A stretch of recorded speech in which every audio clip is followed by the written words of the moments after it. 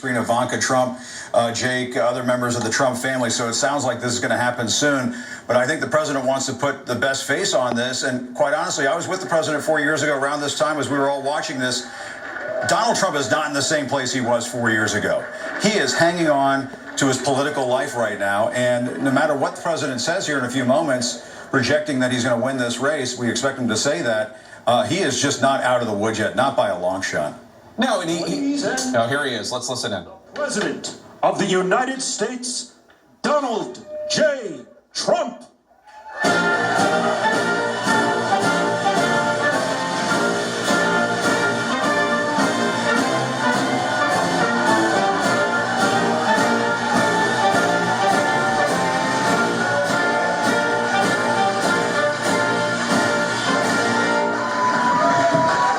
Thank you very much. Thank you. Thank you very much. Please sit. Thank you. This is without question the latest news conference I've ever had. Thank you. Thank you. I appreciate it very much. And I want to thank the American people for their tremendous support. Millions and millions of people voted for us tonight. And a very sad group of people is trying to disenfranchise that group of people. And we won't stand for it. We will not stand for it. I want to thank the First Lady, my entire family, and Vice President Pence, Mrs. Pence, for being with us all through this. And we were getting ready for a big celebration. We were winning everything, and all of a sudden it was just called off. The results tonight have been phenomenal, and we are getting ready. I mean, literally, we were just all set to get outside and just celebrate something that was so beautiful, so good. Such a vote, such a success. The citizens of this country have come out in record numbers. This is a record. There's never been anything like it. To support our incredible movement, we won states that we weren't expected to win. Florida, we didn't win it. We won it by a lot. And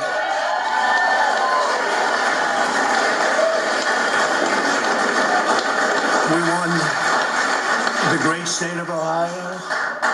We won Texas. We won Texas. We won Texas by 700,000 votes, and they don't even include it in the tabulations. It's also clear that we have won Georgia. We're up by 2.5% or 117,000 votes with only 7% left. They're never going to catch us. They can't catch us. Likewise, we've clearly won North Carolina. Where we're up 1.4%. Or 77,000 votes with only approximately 5% left. They can't catch us.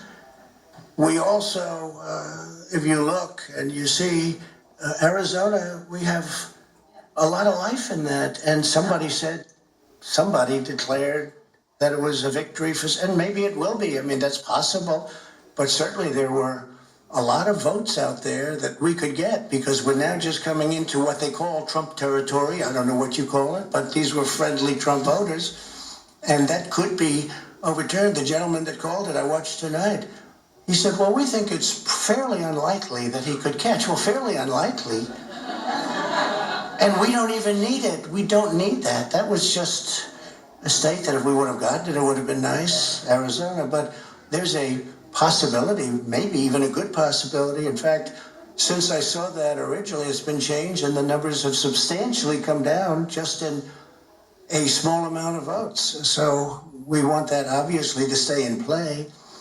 But most importantly, we're winning Pennsylvania by a tremendous amount of votes.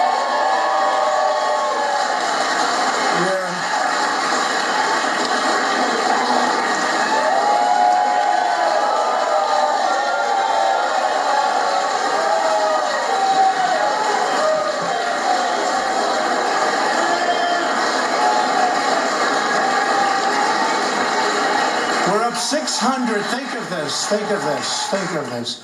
We're up 690,000 votes in Pennsylvania, 690,000. These aren't even close. It's not like, oh, it's close.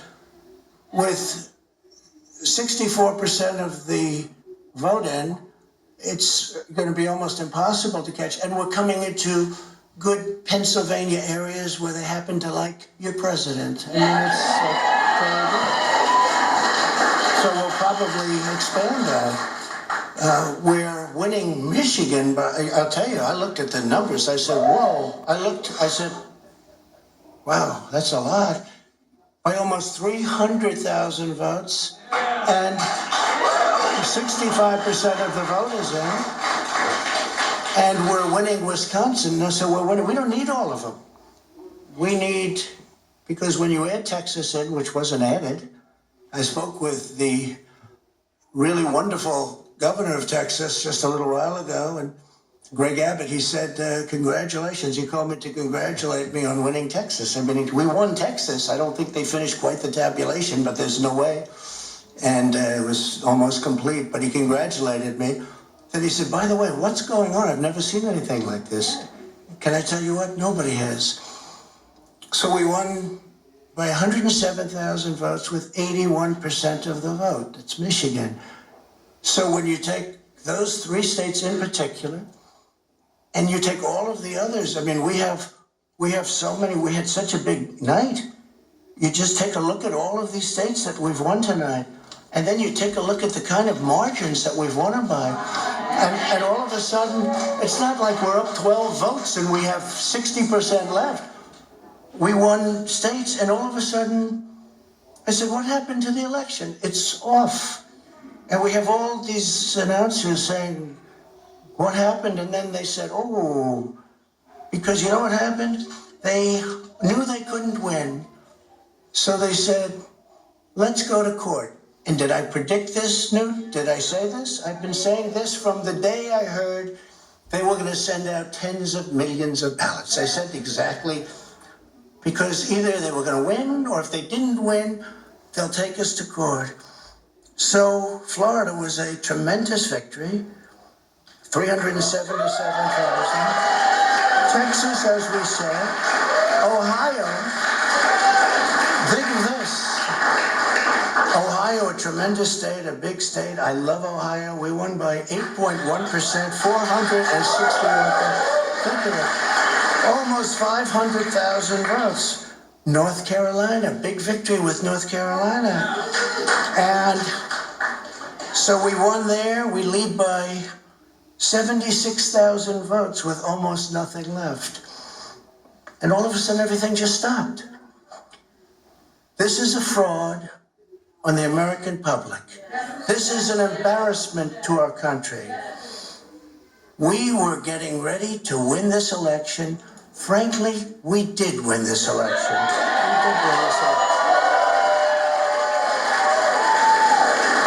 So our goal now is to ensure the integrity for the good of this nation. This is a very big moment.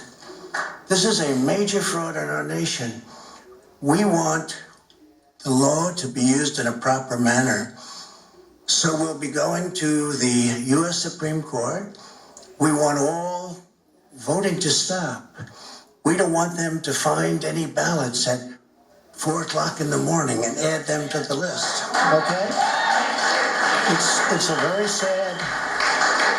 very sad moment. To me, this is a very sad moment, and we will win this, and as far as I'm concerned, we already have won it. So I just want to thank you, and I want to thank all of our support. I want to thank all of the people that worked with us, and Mr. Vice President, say a few words, please. Please.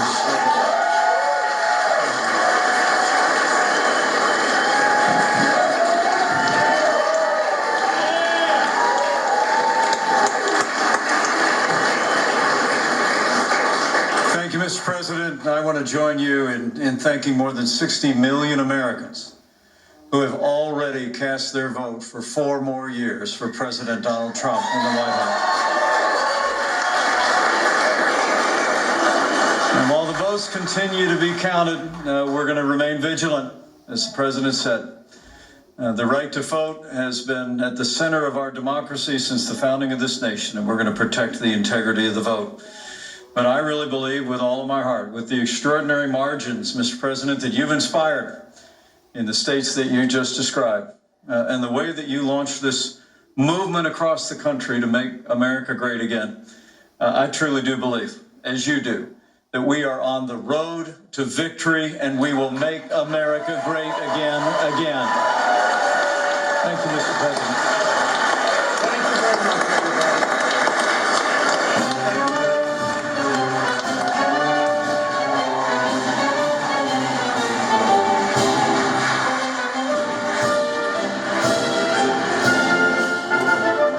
President Trump, as we anticipated, falsely and prematurely declaring victory, saying that he won. He did not win. He has not won. The president falsely depicting the counting of votes as a fraud and an embarrassment. That is not what is going on. What is going on is the normal democratic process. Almost everything President Trump said in his declaration of victory was not true. It is true that he is ahead in the polls right now in Georgia and North Carolina. Whether or not Biden will ever catch up is a matter for Georgia and North Carolina and their election officials to decide. It is not true that he is winning Pennsylvania or winning Michigan or winning Wisconsin. They are still counting votes. They have literally millions of vote-by-mail ballots that those three states are counting. It may well be that President Trump ends up winning this election. That might be once the ballots are counted. But what President Trump just said was undemocratic and false and premature. It is not accurate to say that he won. We do not know who won this election. And I have to say, Dana, it's not a surprise, but still, years into this presidency, I find it shockingly disappointing that he still would continue to erode faith that the American people have in institutions. What is going on right now is a clean and fair election, and there is no evidence to the contrary. I know we expected him to say something like that, but hearing the President of the United States in the middle of an election, where they're counting votes all over the country, to say what he said from the White House is just not something that I don't think any of us really expected to see and hear in our lifetime. That is not what democratically elected presidents or candidates for the presidency say. That's what authoritarians say. And when he said that that people are going to be disenfranchised, the only person right now at this stage of the game who is trying to disenfranchise voters is Donald Trump, because he is saying the voters whose votes have not yet been counted in the states that he doesn't want them to be counted in don't count. Yeah, I mean, I think we should really underline what he's saying. He kept saying, I want the voting to stop. That's not what he's saying. He's really saying he doesn't want the votes that have already been cast to be counted. There is no justification for it. It's shocking, and it's really beyond the pale. I mean, he called it a fraud to count ballots in the United States of America. It's undemocratic. It's completely ridiculous. But I mean, notice that Vice President Mike Pence came up just a few minutes afterward and tried to paper over what the president had just said, which is that he does not want the votes that are still outstanding in states that he had not won to be counted. You can't paper over that when it comes from the mouth of the President of the United States from the White House. You know, Pence was a premature and false declaration of victory. And once again, let me say, it may well be that President Trump ends up being reelected. And if he is, it will be because of the fair and assiduous and diligent counting of ballots in states like Arizona and Nevada, where he wants the counting to continue because Biden is ahead, and states where he does not want the counting, not the voting. The voting's done, but the counting to continue, where he is ahead because they have not brought in and counted all the millions of vote-by-mail ballots, by the way, that were cast vote-by-mail, because we're in the middle of a pandemic that the administration has not been able to get a control over. Let me bring in Jim Acosta. And Jim, we all were hoping that the president would not go there and lie and falsely and prematurely declare victory.